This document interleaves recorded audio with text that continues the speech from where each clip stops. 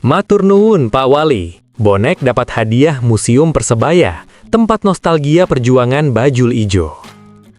Kabar membanggakan datang untuk bonek.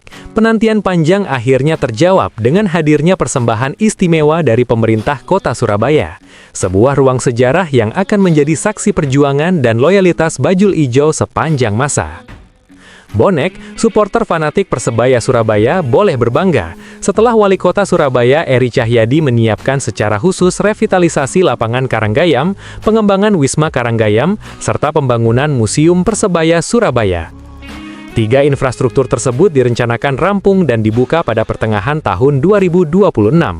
Langkah ini sejalan dengan komitmen Pemkot Surabaya dalam melakukan penataan dan revitalisasi sarana olahraga di Kota Pahlawan. Persembahan khusus ini disiapkan untuk diluncurkan bertepatan dengan peringatan Hari Jadi Kota Surabaya. Momentum tersebut dipilih agar semangat sepak bola dan kebanggaan kota bisa dirasakan secara lebih luas oleh masyarakat. Hal ini disampaikan langsung oleh Wali Kota Eri Cahyadi saat meninjau perkembangan revitalisasi lapangan Karanggayam pada Kamis, 15 Januari 2026. Kawasan legendaris tersebut kini mulai menunjukkan wajah barunya. Berada di Kompleks Stadion Gelora 10 November, lapangan Karanggayam mendapatkan berbagai pembenahan, mulai dari kondisi lapangan, fasilitas pendukung, hingga rencana pengadaan tribun untuk menunjang aktivitas latihan. Alhamdulillah Karanggayam ini yang dulu seperti hutan, sekarang sudah berubah total. Hari ini sudah ada lapangan yang selesai, tinggal melanjutkan mes dan tambahan bangunan seperti ruang ganti dan toilet, ujar Ca Eri ketika dikonfirmasi di sela peninjauan tersebut. Eri Cahyadi menegaskan kawasan Karanggayam yang sebelumnya tidak terawat kini telah bertransformasi total. Lapangan utama telah rampung dan ke depan akan dilengkapi tribun portable untuk menunjang kegiatan latihan. Lapangan tersebut akan terintegrasi dengan Wisma Karanggayam dalam satu kompleks. Kawasan ini bukan hanya fasilitas olahraga, tetapi juga akan menjadi pusat pembinaan talenta sepak bola muda Surabaya.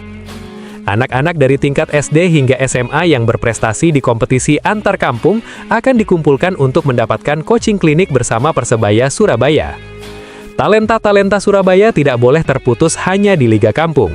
Dari situ nanti kita kumpulkan, masuk mes, lalu diberi coaching klinik oleh Persebaya selama kurun waktu tertentu, kata Eri.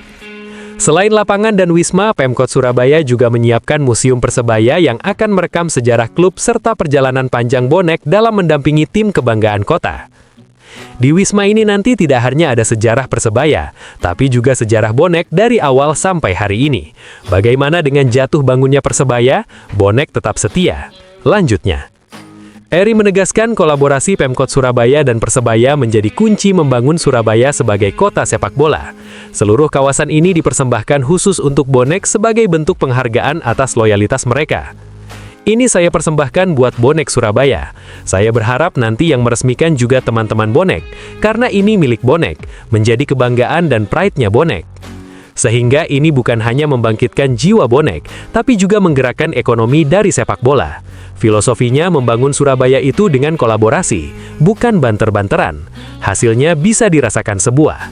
Pungkasnya, bukan lawan enteng lagi. Boyan Hodak akui Persebaya makin solid. Sinyal Bajul Ijo siap libas papan atas.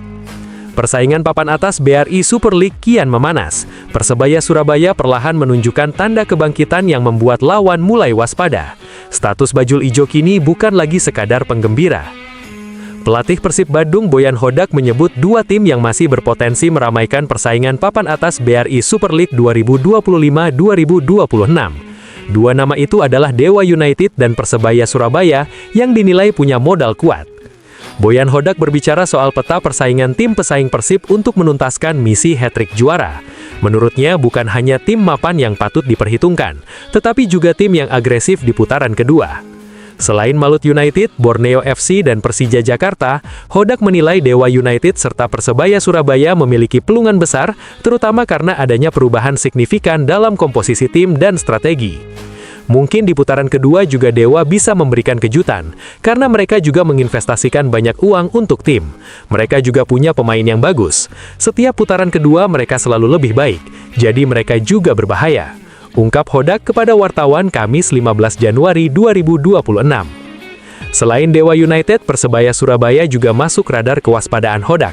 Saat ini Bajul Ijo berada di posisi ke-7 dengan 28 poin dari 17 laga, terpaut 10 poin dari Persib.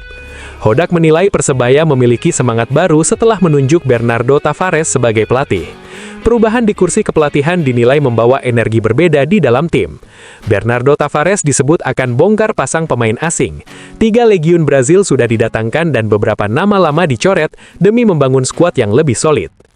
Tapi untuk tim lainnya, mungkin Persebaya. Mereka mengganti pelatihnya dan mendatangkan beberapa pemain baru. Mereka juga bisa menjadi berbahaya. Pungkasnya.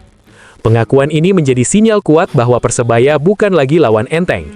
Jika konsistensi terjaga, Bajul Ijo berpeluang mengacaukan peta persaingan papan atas di putaran kedua. Bukan sekedar bek kiri, Jefferson Silva bawa opsi mewah. Dejan Tumbas bakal jadi senjata rahasia lini depan. Kehadiran pemain baru di Persebaya Surabaya bukan sekedar menambah kedalaman skuad, tetapi juga membuka kemungkinan taktik baru.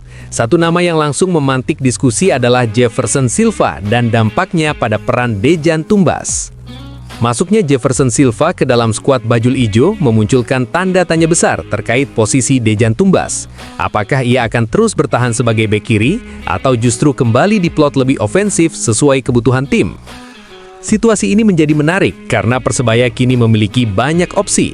Fleksibilitas pemain membuat pelatih tidak terpaku pada satu skema, terutama jelang putaran kedua Super League 2025-2026 yang menuntut variasi strategi. Pelatih Persebaya, Bernardo Tavares, menegaskan bahwa perubahan posisi masih sangat terbuka. Kehadiran Jefferson tidak serta-merta menutup peluang pemain lain, justru memperkaya alternatif yang bisa digunakan. Semua masih mungkin. Jefferson adalah pemain yang bisa bermain sebagai bek kiri, bek tengah sisi kiri, dan juga winger, ujar Bernardo Tavares. Fleksibilitas Jefferson menjadi nilai tambah penting. Dengan kemampuan bermain di beberapa posisi, Persebaya dapat menyesuaikan pendekatan taktik berdasarkan lawan dan situasi pertandingan yang dihadapi. Tak hanya Jefferson, Bernardo Tavares juga menyoroti kemampuan adaptasi Dejan Tumbas. Pemain ini dinilai memiliki kecerdasan bermain yang membuatnya nyaman ditempatkan di berbagai sektor lapangan. Dejan selama ini dikenal sebagai pemain serba bisa. Ia bisa bertahan dengan solid sekaligus memberi kontribusi saat membantu serangan. Karakter ini membuatnya berpotensi menjadi senjata rahasia di momen tertentu. Dejan bisa bermain di hampir semua posisi. Satu-satunya posisi yang tidak bisa dia mainkan hanyalah penjaga gawang. Jadi, kita lihat saja nanti bagaimana keputusannya. Lanjutnya, pernyataan tersebut menegaskan bahwa belum ada keputusan final soal peran Dejan. Tim pelatih masih akan memantau perkembangan performa pemain dalam sesi latihan dan pertandingan uji coba internal. Evaluasi dilakukan secara bertahap seiring kebutuhan taktik Persebaya di laga-laga mendatang.